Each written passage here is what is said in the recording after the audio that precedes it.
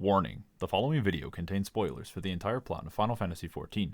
Watch at your own risk. Also, this video is intended for comedic purposes. The opinions of characters are purely subjective. You are allowed to like whatever character you desire. Thank you. Greetings, travelers. It's time to talk about what really matters in this game. The Husbandos. Because guys need some love too. I'm not wasting any time, so let's just get into it. I'm going to start things off by talking about Gosetsu. Now, I want to be clear that when I say that this man is an absolute legend. He paddles a boat across the entire ocean just to say hi. He then gets arrested in Kugane, but convinces all the guards to duel him through his sheer charisma for a chance at freedom, and then kicks all their asses. I mean, come on. With endurance and charm like that, how can you not love this guy? On top of all of that, he lets himself get captured and tortured to help his people. And when it counts most, he's willing to sacrifice himself for the greater good. Just remember when he held up an entire castle while everyone gave him a speech? I mean, that's some real dedication right there.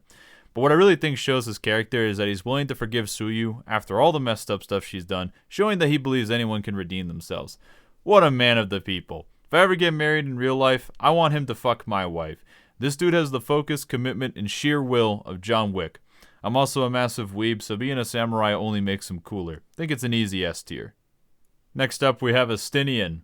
Probably one of the biggest chads in this entire plotline. This dude carries around an eyeball that constantly tries to possess him and uses this power to slay dragons in order to help his people.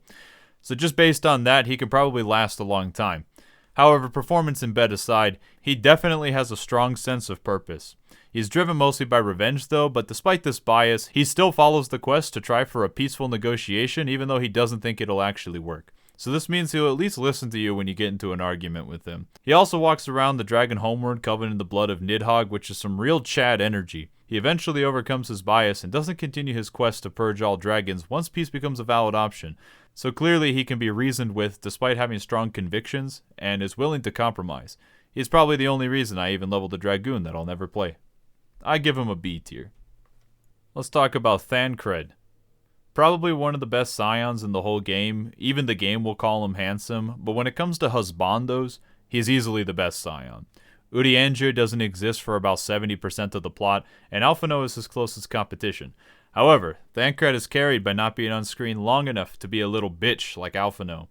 This guy has lost his ability to wield magic, but adapted and became a gunbreaker, which is probably about the closest thing to becoming the Doomslayer. No, Warrior doesn't rip and tear enough. Thancred is the kind of guy that you know always has your back and will probably do some shady shit to help you out. Despite being canonically one of the weakest scions, he still kicks more ass than anyone else through pure grit alone. You know I like my big strong men.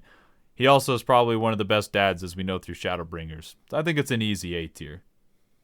Good old Sid the Kid, the technology man himself. He will constantly slow down your runs of Castrum Meridianum, but he's also one of those guys who always finds himself a way to help the main cast when you least expect it. A talented and driven guy, but also charming in his own way. I'll make this short and sweet. I give him a C for Sid. Next up is Grahatia, or the Crystal Exarch, depending on how he feels that day. He's definitely one of the key characters in Shadowbringers. He's got a lot of work done to help the main cast behind the scenes before the actual plot of Shadowbringers. He's also cool in the Crystal Tower arc where he sacrificed himself for a while to help the world. However, this is where his character flaw really holds him back. He's hell-bent on being a sacrifice to the point where he doesn't even remotely consider other options. I mean, even in the Shadowbringers plotline, he still wanted to die to help everyone until people were like, hey, is there another way to do this? It just comes across as kind of weird, but he is still one of the cooler characters in Shadowbringers, and I'm glad he finally gets the recognition he deserves and overcomes all the odds at the end. Just have a little bit more value in your own life, dude. He's a B tier. Alright, Sir Aymeric. Another strong contender in the arena. While many of the characters in Heavensward are some of the biggest bros, I really got to give credit to Aymeric for being a true friend with benefits. He has a shitty upbringing, but chooses to make his city-state better despite being resented by his peers. Definitely never heard of that backstory before. He's also willing to accept the truth when it's told to him and helps out with the political coup. And while I can't prove this, he arguably has one of the biggest dongs. While it wasn't always shown on screen, he definitely did a large amount of the behind-the-scenes work to get you into Ishgard as well. Nope, no one else helped with that. But the real thing that carries this man is he takes you out to dinner and offers you free alcohol, which the game did not let me accept, but I can speak for myself, I would never turn down free booze. I think that last part really pushes him up to the S tier. So what's the sitch? I'm interrupting this broadcast to bring you an unimportant message. If you like what you see, be sure to subscribe. Also, if you want to see my antics live, you can always follow me on Twitch. Thank you, and may you find your true love. Alright, let's talk about Raubahn. Now, I really gotta hand it to Raubahn. Yeah, that was a really good joke, I can tell. You're all laughing very hard right now. You know the drill by now. He built himself up from nothing, but he's also great emotional support to the Sultana. You gotta consider these things when you're looking at relationships. Something that character development often lacks is showing the softer sides of badass characters, because there is nothing cooler than being in an emotionally supportive relationship. However, we also know that he does have moments of unbridled rage. While cool, was something I did have to think about a lot when coming up with a good tier placement. Because moments of uncontrolled rage is also not something that's good in a relationship. But I think it makes enough sense given that he did think the Sultana was murdered, and he is one of the better dads in the plot because, I mean, just look at his son. Firmly an S tier. Alright, next on the chopping block is Hien. I'll start by saying he doesn't get the most development, but he is one of the cooler characters in Stormblood. He had to hide away after his kingdom got occupied, but I really can't blame him for that one. He was resolved to go with the will of his people, even if it was that his people didn't want to rebel and live the rest of their lives under Garlean rule. So he clearly understands what it means to be a good leader. However, he is terrible at taking care of Tsuyu. Like, seriously, man, how easy is it for people that you look out for to run away? I mean, probably wouldn't be a good parent just based on that alone. But he is also a samurai, so, you know, B tier. Good old Urianger, the man with the magic words. Probably the most introspective character in this whole game. He has his moments like pretending to backstab the Scions and helping out Krahatia in the Shadowbringers plot when convincing everyone to go to the First. Despite all this cool stuff, he frequently gets written out of the story. And half the time, I don't even know what he means when he speaks. Still an alright dude, but might bring up some problems when trying to compromise in a dispute. C tier. Alright, now we all remember Ardbert. This dude has been around since technically Heavensward. A man who didn't want the role that he ended up in, but served it to its utmost end because he felt obligated to. He was also willing to do everything it took to save his people, even if he was remembered as a villain instead of a hero. He is basically the reason that the plot in Shadowbringers is great. He comes across as very genuine and seems like a more realistic perspective when it comes to fantasy heroes. Also, you gotta consider how homely this guy is. If he'd take care of his kids half as well as he takes care of his Amaro, he's clearly got some good dad material. The only downside, he is kind of ephemeral now, so I don't think he's quite top tier. A for Ardbert. Gaius Van Belzar. I spent too much time in Praetorium to not at least appreciate this guy. You can go Super Saiyan, which is pretty unique in this universe. Remember when he cradled Alphino after returning from the burn?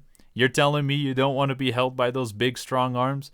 Look, there are two kinds of people in this world. Those who want to be held by Gaius, and fucking liars. He's clearly someone who will stay true to his values more than being loyal, which I think can be a solid trait, but that does mean he's probably more likely to cheat on you. Clearly an A tier. Good old Nero. If we were talking specifically about Purple Nero from World of Darkness, he would probably deserve an S tier. Overall, though, this guy is one of the funniest characters I've seen in a while. Not only does he clearly have too much of an obsession with Sid, but he's also obsessed with ancient technology and power so much that he doesn't even blink when backstabbing the Garlean Empire. So that does bring up a good question. Would he throw away his entire friend and family group just to pursue his dreams? Absolutely. My favorite Nero moment is when he tells everyone to leave him behind and let him die, and then he immediately goes, "Think I'm gonna die here?" C tier. Alright, now we're going to talk about Emet-Selch. He is one of the better villains in this entire game, although not my personal favorite, but I can start a war with that opinion another time. Not only does he not care about anything that happens, he literally stands in front of you the entire plot just to taunt you. Having some real Chad energy like that I think only makes him cooler. He's also extremely powerful and eternal, which are pretty good traits for significant others when you really think about it. He actually helps the main cast to see if they really have potential because he's just that bent on seeing you get crushed. I think he adds a bit of fun to the villain role, and he sticks around long enough in the plot that you grow attached to him despite him still wanting to commit mass genocide. It's cool how at the end I like to think that he believes in you and realizes the character's potential. He deserves an A tier. Alright, and with that pretty much wraps this whole thing up. I didn't miss anyone important. I am curious what everyone else thinks though, so feel free to roast all my hot takes in the comments down below, and I hope to see you in my next unholy concoction.